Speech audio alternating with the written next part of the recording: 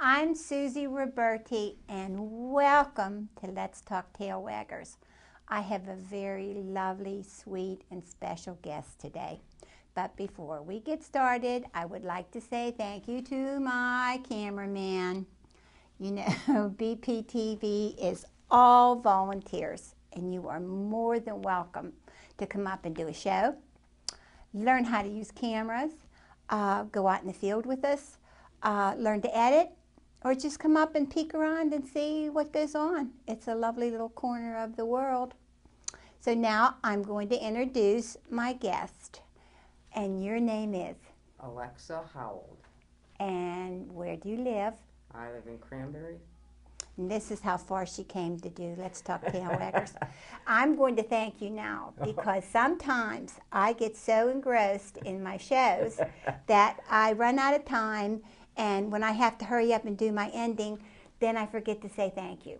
So I'm thanking you from my heart. Well, thank you. I'm thanking you from all the tail waggers. Thank you. Okay? We really appreciate the opportunity to be here. I didn't even know you existed until you called. Yeah, I try to get the message out, and sometimes it'll go from one person and the next person, Sure. So that works. Well, we'll spread the word in the North Hills. Good. That's wonderful. Now, what do you do for the kitty cats? I'm involved with a nonprofit organization called Foster Cat Inc. Mm-hmm. And we are a foster home network for homeless cats and kittens in the Pittsburgh area. Now, foster cats mean that you get them and then you keep them and try to find them a home, right? Yeah, our foster parents provide temporary care for the kitties in their homes until they are put up for permanent adoption. Mm-hmm. Now, do you have enough or do you need... She's going to smile. Yeah, there's never a shortage of kitties, that's for sure. As you know, cat overpopulation is a huge problem. I know. It's tragic. But we're small, but we help as many as we can, and each one we help is important. Oh, every one of them. I don't care if you see them running across the road or whatever. They're living creatures too, and they're not sneaky. No. And they do scratch. These are all some of the questions that I've gotten, over the years.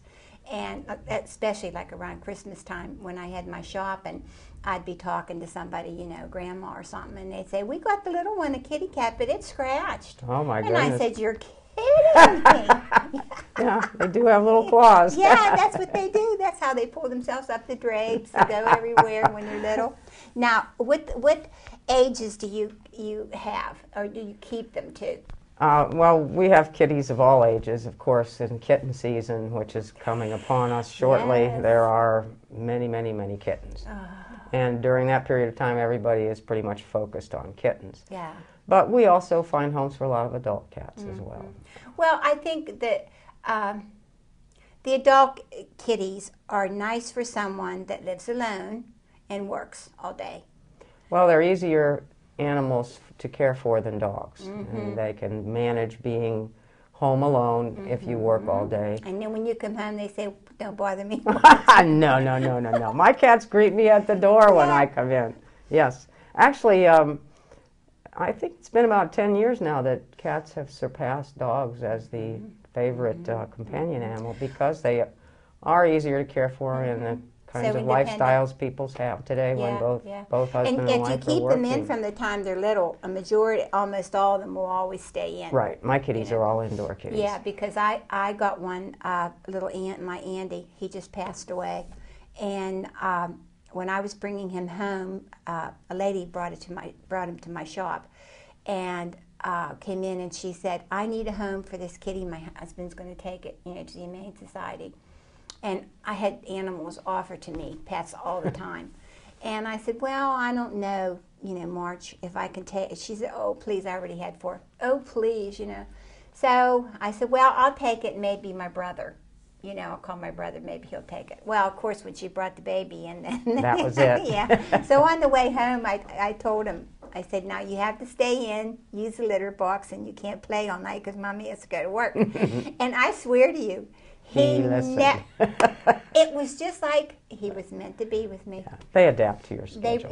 They do. But I think if you live alone, and if you could get a kitty, an older kitty, not like 2 or 3 or whatever, then you don't have to worry about when you go to work, that they are climbing up the thing or keep it locked in the bedroom till you get home or anything. They're already trained, and most of the time after they're 2 or something, then they sleep a lot.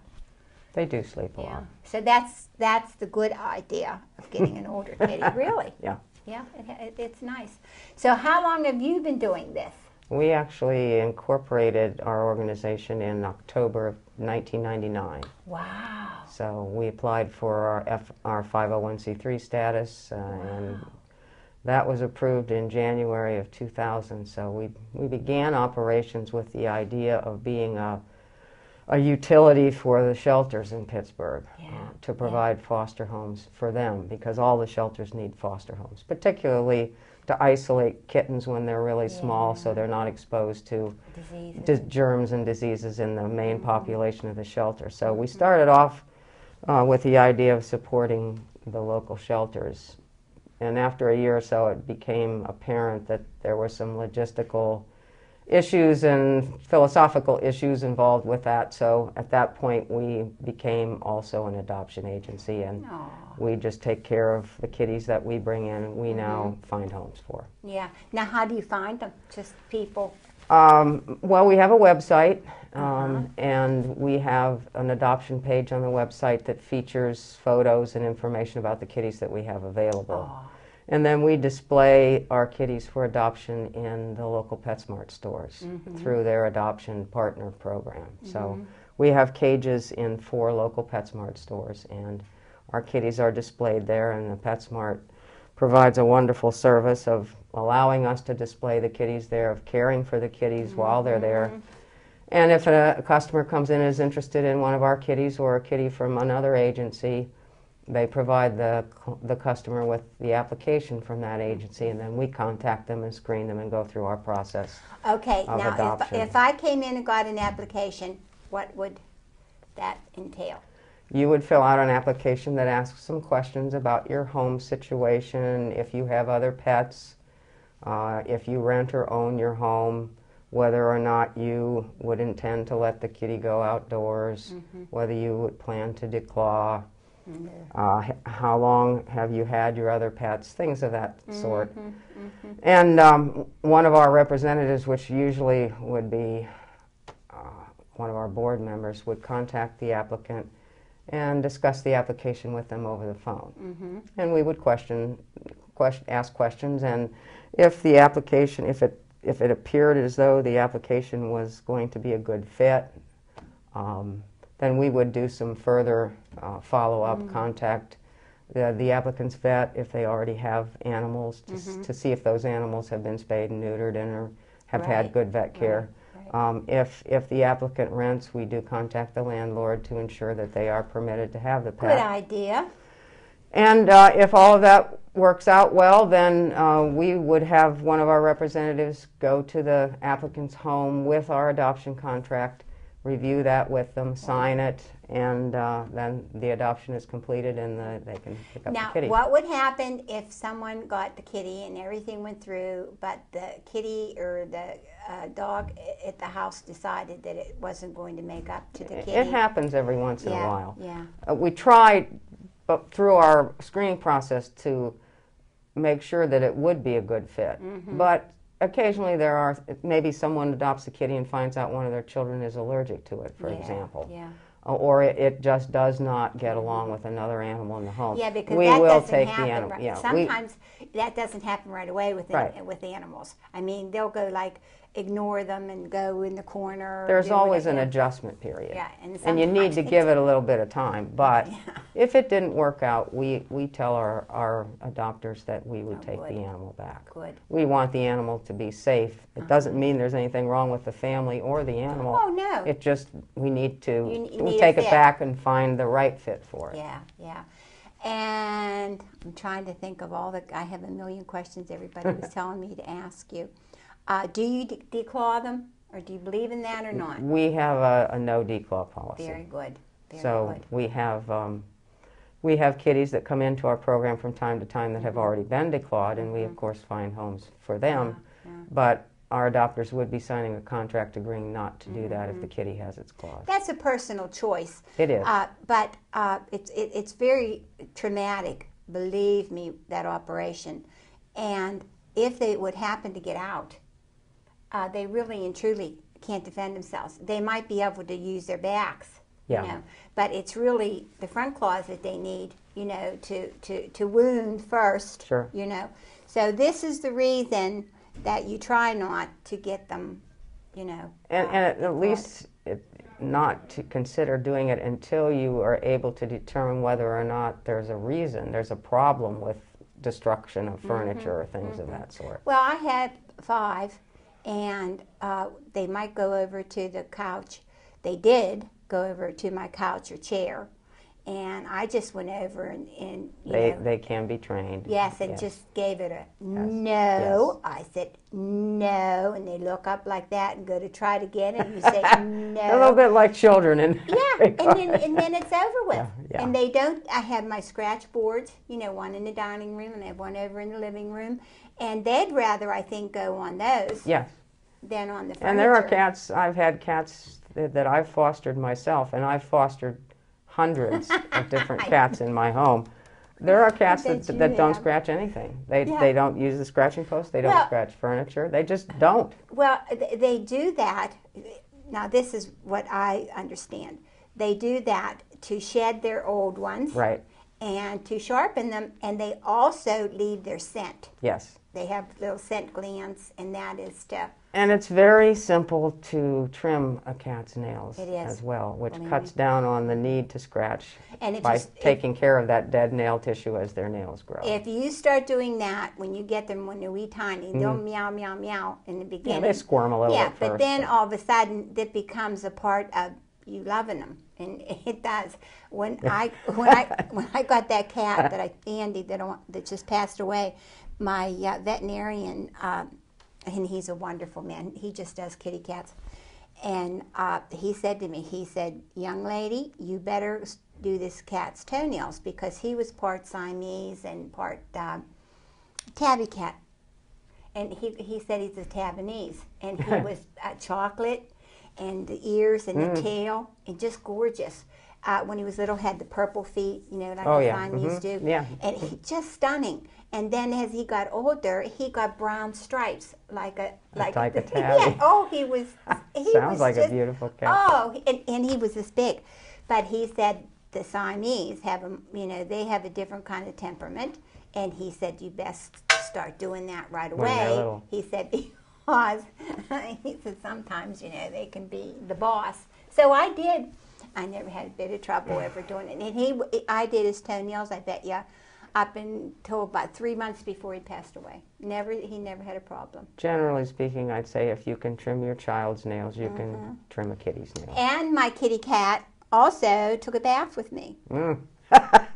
He did. He actually come in and would go right into the bathtub and stand in between me, and his tail would go up and his head would be like this. This is in the summertime.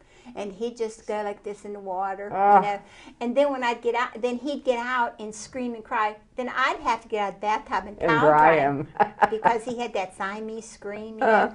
And then he'd go down and he was a character. Yeah. I don't have air conditioning, so he'd go down in front of the fan and clean. And he went from every windowsill, you know, from up in the hall, down the living room, around in the dining room, and then in the evening on the kitchen windowsill. Never bothered food. I've had 5. Never got in the garbage. If you feed I've never them, had that problem. Yeah, you've got to get them the right kind of food to satisfy them, and they'll not bother. And that's very important. It's always important to use a good quality food. Yeah. It can save you a lot of money on vet bills. Yeah, well, that's true, too. I never thought of that. But I always just, I had one that likes this and the rest like that. But that's fine, you know. But no, they don't get up and bother me when I'm eating dinner. And, you know, they don't get up they're they're not as bad as they're made out to be. Oh, heavens, no. In fact, I have found over the years that almost always people who say they don't like cats or they hate cats have never really known a cat. That's a good point. Occasionally you'll have someone who's maybe had a frightening experience in childhood or something, but for the most part it's because they've not known a cat, and when they realize that they're not sneaky, that in many cases they're extremely affectionate, that they want to be with you and part of your life, and that they have unique personalities and they love to play and they're a lot of fun, people change their attitudes. Well, I got one. Her name, I named her Nitsa, and she's a little calico. And she was, I guess, about 4 years old, but she came from a farm where there were like 40 cats, and I think they were bred. You know, they bred into you know, one another, and all she is a hunter. Well, once they've been outdoors for a certain period of time and they've not had human contact. And she won't. And I've had her. They're feral. They're wild. I bet you I've had her, like, she wouldn't hurt you for the world. No. But you could sit and be as quiet as could be and think, when she goes past here, I'm going to pet her. And I know she knows that you're thinking when you go past her, you're going to pet her. But she does go outside. But she ripped out every screen in my house, you know, so I have to have my windows open in the summer. So it just got to be, but she never leaves my yard. It's really fantastic. And she'll be probably stay around there because there's a food source there. Oh, yeah, yeah. But when I leave her out, she lays down on the porch and she looks all around. You know, then she does her thing like a dog. You know, she goes around, and if she can catch something, she catches it. Yuck. And brings it to you. Yeah, well, most of the time her eats it before it brings it to you. And then she comes in, and she gets up on, I have a big window in my dining room, and she just gets up there and goes to sleep, you know. But she's not a problem at all, really. And they're not sneaky. You know, I really feel bad when they say that. I had a lady customer that came in, and we were talking about kitty cats, and she was all upset because her daughter got one of these stinking, is the word she used, cats. You know, they're so sneaky. And I said to her, you know, if you were living outside and you had a litter of kittens because somebody just dropped you off somewhere, and you had your babies to feed, I said, what would you be doing? Running up to something and trying to catch it? I said, they have to do that in order to catch their food to survive. Well, and cats are extremely fastidious about their personal hygiene. They're very clean animals. Yeah, so that's true. You mentioned, you know, your cat liking to jump in the tub. There are people who do bathe their cats, but it's really not necessary. If they're indoors, they keep themselves very clean. Oh, they do. But I think because I'm a groomer, you know, that's just one of the things I do. And as some cats enjoy it, but yeah. Well, if you do it to them, from the time you bring them home when they're little twitters, and you put them in the sink, and you just go like this with water a little bit and play and they stuff. get used to it. Then they'll get used to it. And it really is nice in the summertime, like I said, because if you don't have air conditioning, they really do like it. You know, mummy tigers take their babies, leopards, they all take their babies in the water, you know. They're not afraid of it. But if you're 7 years old and somebody sticks you in the sink. Well, sure. It's like anything else when you're not used to it. Exactly. So how many kitties do you have now? Well, I can't give you an exact number, but I'd say we normally have 50 or 60 that are in foster care. Wow. And in the summertime when there are kittens, of course, we probably have more because a foster parent may have a litter with 5 or 6 kittens in it. But and nobody gets paid for this. No, we're all volunteers. Everybody gives their time and their love and their And we can always use more foster parents. Oh, sure. But it's just that you're a wonderful person, and you should know that. And anyone that has your kitties, they're beyond sweet and kind, and you know that's a hard thing to do. And you're on the phone, I imagine, all the time. And well, we get a lot of calls asking for help from people who've maybe had a cat that showed up in their yard and had kittens, or a stray that's wandered into their yard. Yeah. And of course, we get calls from people who, for one reason or another, are looking to give up their animals. Oh. And we help when we can. Most of the time, if we help people, they have to be part of the solution. They may have to bring the kitties in and care for them themselves for a while until we have an opening. Or they may need to take the cat to the vet and have it tested or something of that nature. Now, do you get them spaded? And all of our kitties are spayed or neutered before we put them up for adoption. okay, and do you have a fee? Our adoption fee is $75. Yeah, well, that's not bad because it costs a fortune to get them. Well, if you had the same services performed by a private vet, you would be spending 3 or 4 times that much today. At least. Yeah, and that's another thing too. It's getting to be very expensive to have an animal veterinary today. care is expensive. The veterinarians have no mercy whatsoever. Many of them, I think, have gotten overly expensive. But when you take on an animal, it's like anything else. You need to consider the financial ramifications of it. Yeah. If the animal remains healthy, maybe that food and litter and so forth will fit into your budget, but you do need to make allowances for those times when veterinary care is needed. And they should be checked, and they have to get their shots Regular every vet so care often, and we ask our adopters to ensure that the kitty is seen by a vet at least once a year. yeah, that. More or less like taking your child to the pediatrician for a checkup once a year. Well, that's needed too. Well, years ago, when I was a child, vets really didn't treat cats for the most part. They didn't learn about treating cats in vet school because cats were pretty much outdoor pets and they were sort of almost considered to be vermin. Yeah, they were cats. But as they became more popular, and the vets, I think, saw the revenue potential there and started to learn that treating a cat the same way you treat a dog may be the absolute worst thing you can do in many situations. Yes, so, true. So with improved vet care, cats are living much longer lives. You were mentioning earlier about inside and outside. Statistically, the average lifespan of an indoor-only cat is 15 years, and the average lifespan of an indoor-outdoor cat is 7 years. The average lifespan of an outdoor-only cat is 2 years. Oh, really? Now, there are obviously variations in those. Those are broad statistical numbers, but it gives you an idea of how important it is for the animals to stay indoors in order to be healthy and safe. My other ones stay in, but little Nita, there's just... Well, in some cases it just can't be done. But all I'm saying is that for the most part, animals do learn how to stay inside. Yeah. They may fuss a while until they get used to the idea that they're not going to be able to go outside. I've broken many animals that were used to going outside. I did too. It's just that one day when I came home from work, she was coming out of the bedroom window, jumping onto the roof of the patio, and then coming in. I said, well, I guess we're just going to have to Some start animals like get that. a taste for the outdoors and they just aren't able to make the adjustment. And she's just a kitty. I mean, she just kitties around.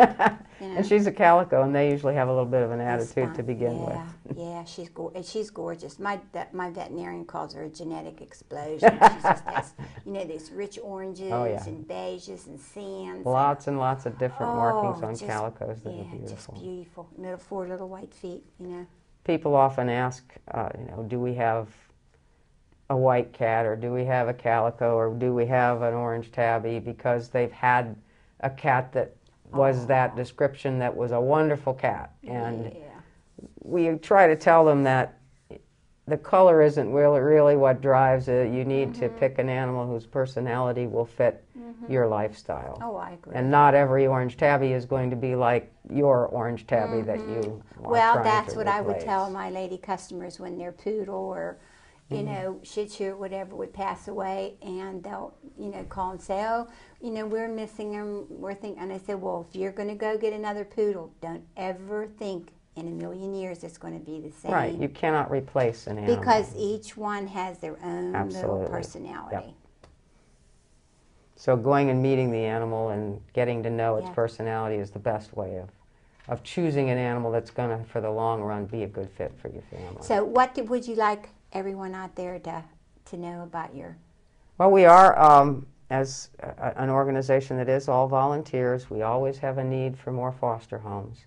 So if you're able to care for an animal on a short-term basis, We cover all of the veterinary costs associated with that, whether it's spay, neuter, or vaccinations, or the animal's sick and needs vet care.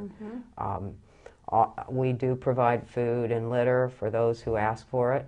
A lot of our foster parents provide that themselves because they already have cats of their own, and don't mind, you know, adding a little bit to it. It's their way of contributing. We also need folks for fundraising events. We have 2 major fundraising events every year. One is a spaghetti dinner that we have every year to raise money, and we have volunteers who help us out with serving and setting up and donating items for our raffles and things of that sort. And we do an event that's sponsored by PetSmart in December, where folks bring in their animals to have their photos taken with Santa. And they use that as a fundraising event for their adoption Well, we'll put those partners. dates on, you know, especially for the dinner. We haven't set it yet, but it'll be in September. Yeah, well, we'll put that on. Okay. Well, is it time for me to go? Did I get my 5-minute mark already for me? Time to go? Well, it's time to say goodbye. Well, thanks so much for having me, Susie. I told you, it just goes so fast. And It really does, doesn't it? There's so many things to tell. Most of all, I want to say thank you for your support, and thank you for everyone that comes up to me and says, I've learned something. That makes me feel really, really wonderful. Please remember your humane societies. They need sheets, blankets, money, food, kitty litter, anything that you could imagine. They really do, and your organization too would probably like some help too. Sure. Donations are always welcome. Yes. So most of all, I want to say I love you, and thanks from all the tail waggers.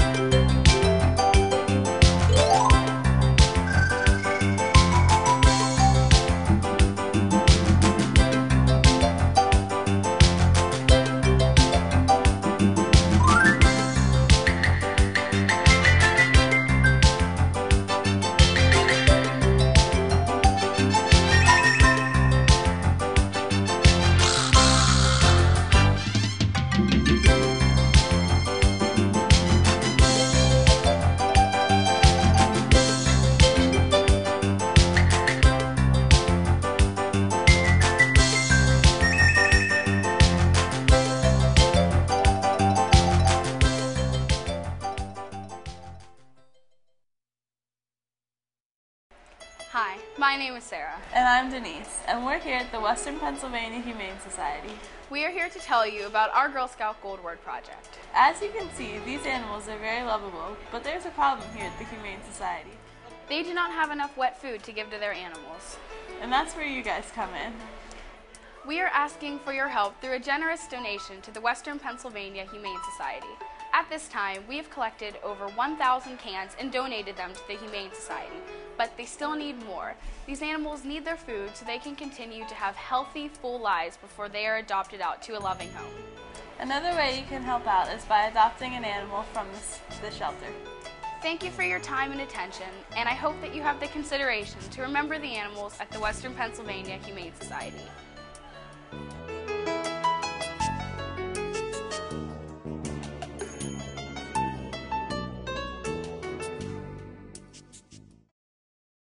The American Legion, we're a powerful force for the nation.